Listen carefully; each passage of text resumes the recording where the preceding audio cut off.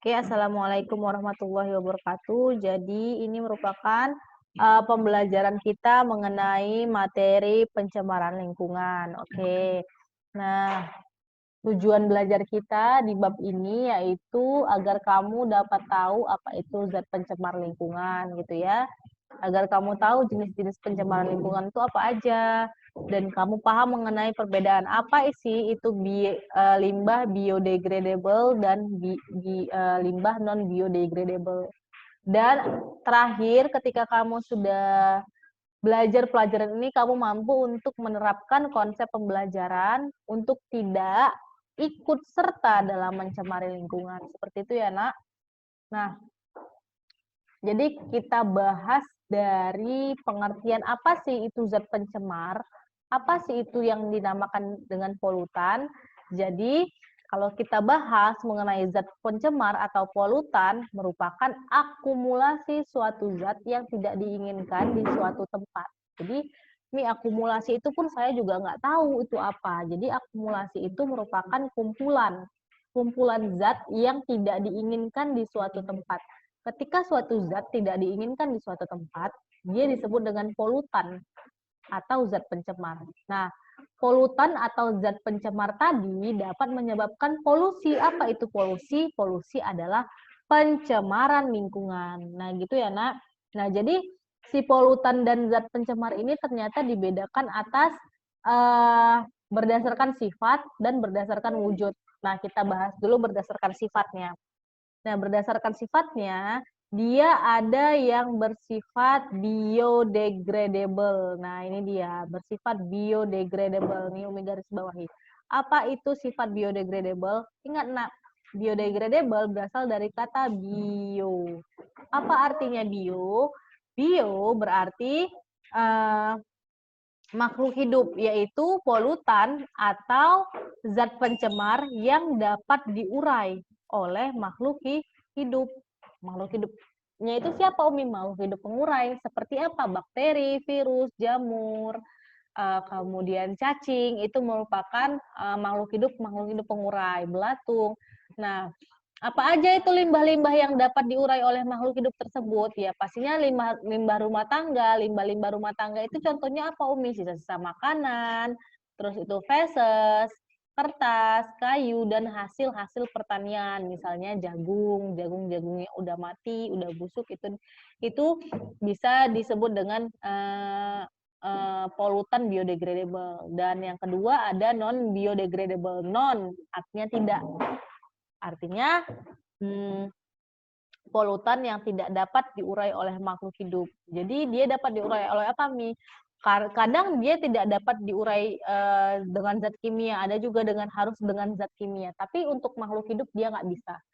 Jadi seperti apa contohnya? Plastik, pestisida, logam yang teroksidasi, misalnya kaleng-kaleng yang udah berkarat, kaleng-kaleng jenis kaleng-kalengan. Mau itu kaleng Coca-Cola, Fanta, ataupun kaleng tempat mengawetkan buah-buahan ataupun makanan kaleng, itu juga merupakan sampah atau polutan biodegradable. Senyawa anorganik seperti merkuri, timbal, dan lain sebagainya.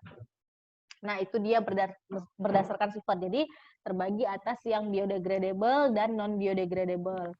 Nah, kemudian ada berdasarkan wujud. Oke, ada yang berdasarkan wujud. Umi menjelaskan dulu ya, Nak. Iya, Mi. Jadi ada yang berdasarkan wujud. Wujud itu apa, Umi? Wujud itu kenampakan, ya. Wujud itu kenampakan. Sebelumnya ke suara Umi jelaskan sampai ke sana. Jelas, Umi. Oke. Nah, berdasarkan wujud itu apa, Umi? Wujud itu merupakan kenampakan. Jadi ada yang kenampakan polutan itu seperti gas. Contohnya siapa? Karbon dioksida, karbon monoksida, sulfur oksida, dan oksida nitrogen atau nitrogen oksida. Nah, seperti ini. Jumlah wujudnya itu gas. Nah, ada juga yang bersifat partikulat atau bersifat partikel seperti debu, asap, pasir. Nah, itu merupakan wujud dari polutan yang bersifat partikular. Nah, ada juga yang bersifat apa? Yang wujudnya itu seperti zat cair, bisa ditambahkan seperti cairan. Contohnya apa, Umi? Ya tadi itu pestisida. Nah, itu merupakan wujudnya cair ya, misalnya seperti itu. Nah, kemudian zat-zat pencemar itu kan dapat mencemari lingkungan ya kan. Jadi bentuk-bentuk pencemaran lingkungan itu ada berapa Umi? Ada apa aja ya kan.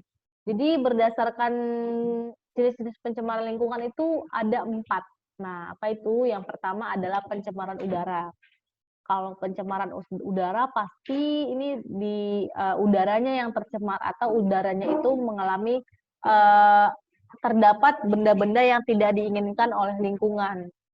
Jadi pencemaran udara yaitu pencemaran yang terjadi akibat asap, debu, serta pembakaran bahan bakar fosil seperti batu bara, solar, bensin, terus apalagi ya minyak apa minyak lampu itu juga ya yang akan menimbulkan efek rumah kaca, global warming, hujan asam. Nah, apa itu efek rumah kaca, global warming dan hujan asap nanti kita bahas. Inilah contohnya. Asap-asap pabrik, asap kendaraan bermotor di sini ya kan. Asap kendaraan bermotor, kemudian karbon dioksida itu kan juga hasil pernafasan manusia. Nah, seperti itu. Kemudian yang kedua ada pencemaran air, yaitu kontaminasi atau penyebaran air yang terjadi, kontaminasi air yang terjadi akibat adanya polutan. Nah, seperti limbah rumah tangga, misal kamu membuang feses sembarangan di air, itu kan menjadi lingkungannya tercemar airnya. Limbah-limbah pertanian seperti pestisida tadi. Hujan asam, lagi-lagi hujan asam, apa sih itu hujan asam ya kan nanti kita pelajari. Kemudian limbah pabrik dan tumpahan minyak. Nah, tumpahan minyak yang ada di laut, nah itu juga bisa menyebabkan pencemaran pada air. Nah, jika polutan tersebut memasuki tubuh hewan, nah jika polutan tadi yang ada di air memasuki tubuh hewan yang ada di air, yang di lingkungan perairan, akan membuat ikan-ikan yang ada di sana terkontaminasi dan tidak layak untuk dikonsumsi. Nah, ini contohnya ya kan. Ternyata bukan hanya limbah-limbah itu, ada juga limbah non biodegradable seperti plastik-plastik yang ada di sini. Nah, ketika makhluk laut memakan plastik yang ada di sini, dia akan sakit dan bahkan bisa menimbulkan kematian. Nah, seperti itu. Kemudian yang ketiga ada pencemaran tanah, yaitu pencemaran akibat limbah rumah tangga seperti botol kaca, kaleng, logam, kantong plastik, pupuk, dan pestisida. Nah, kenapa ini jadi limbah tanah? Karena dia dibuang sembarangan di tanah. Namun, makhluk-makhluk yang ada di dalam tanah, seperti bakteri, jamur, dan cacing tidak dapat mengurainya. Akibatnya, tanah jadi nggak subur. Nah, itu dia akan membuat penurunan kualitas tanah. Tanah itu tadi nggak subur lagi. Nah, gitu ya. Tanah yang subur itu gimana nih tandanya? Tanah yang subur itu pasti didiami oleh berbagai makhluk hidup.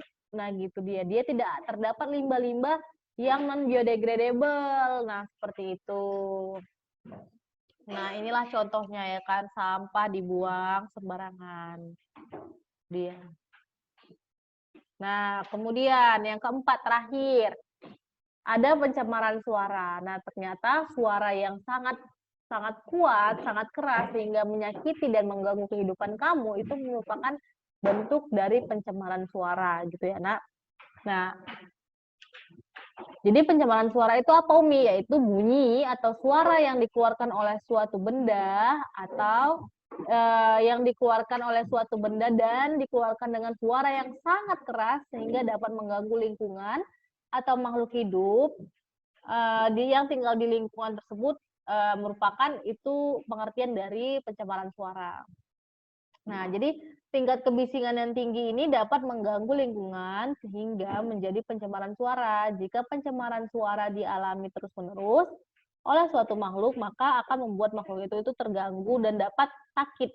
Nah, pada sistem pendengarannya. Jadi, ketika kamu menggunakan headset yang terlalu kuat, itu juga kamu membiarkan telinga kamu tercemari oleh udara. Nah, seperti itu. Oleh suara. Nah, gitu dia. Jadi Umi, berapa sekeras apa suara yang dapat kita bisa dengar. Nah, inilah kita bahas di namanya frekuensi suara. Frekuensi suara. Nah, ya. Jadi skemanya ini. Oke. Jadi ada titik tengahnya di sini ya. Titik fokus kamu di sini 20 sampai 20.000 Hz. Nah, jadi hajat itu dibaca dengan Hz. Oke. Jadi hazat itu dibaca dengan Hz. Nah, coba ntar ya, Umi. Nah, ini 20 sampai 20.000 ini kamu baca dengan Hz. Nah, satuannya hazat ini Hz. Jadi ini ya disebut dengan audiosonik. Di bawah dari 20 ini namanya infrasonik.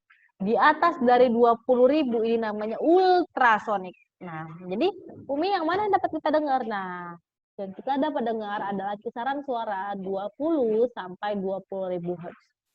Nah, ketika di bawah dari 20 Hz atau sinyal infrasonik, kita nggak bisa lagi dengarkannya. Atau di atas dari 20.000 Hz, kita nggak bisa lagi dengerinnya. Misalnya ada suara sebesar di atas dari 20.000 Hz ultrasonik, kita nggak bisa dengar. Nah, jadi yang mendengar ini siapa? Paus, lumba-lumba, kelelawar, hewan-hewan yang menggunakan pendengaran navigasi sistem sonar. Nah, itu dia. Ketika di bawah itu siapa yang dapat dengar? Nah, anjing, jangkrik, dan ayam. Nah, seperti itu. Jadi kisaran suara yang dapat kita dengar yaitu 20 sampai 20.000 Hz. Jadi 20.000 Hz ini udah maksimal ya, udah sampai hampir mau pecah gendang telinga kita. Jadi pencemaran suaranya itu sampai mana ya? Itu kamu yang bisa merasakannya sendiri gitu ya, karena 120 aja itu udah besar itu.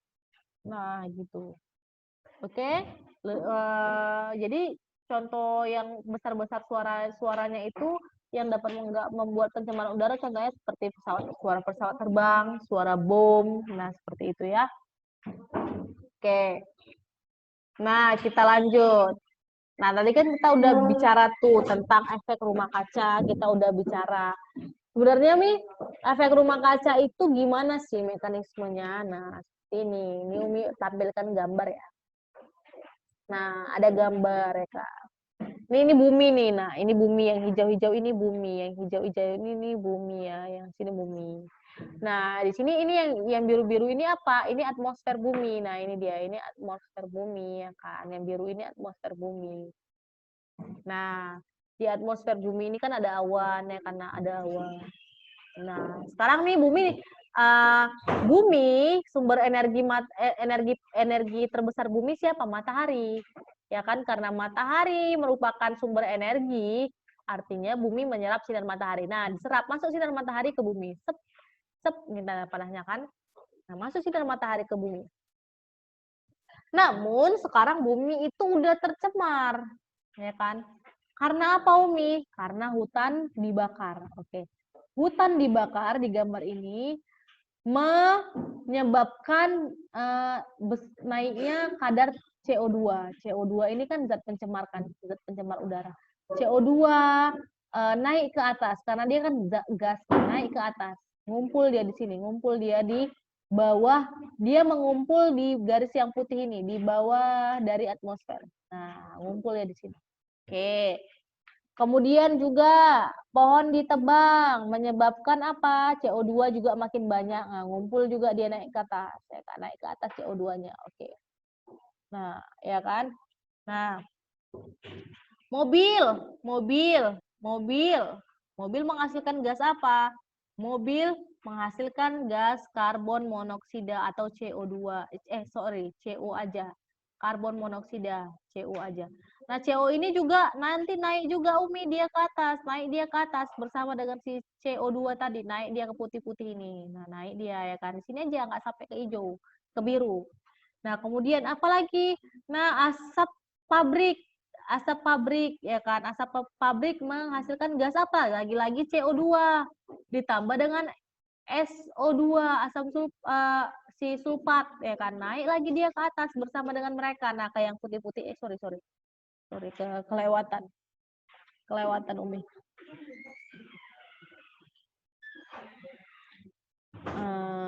Ini naik dia ke sini kan. Nah, kita iniin lagi.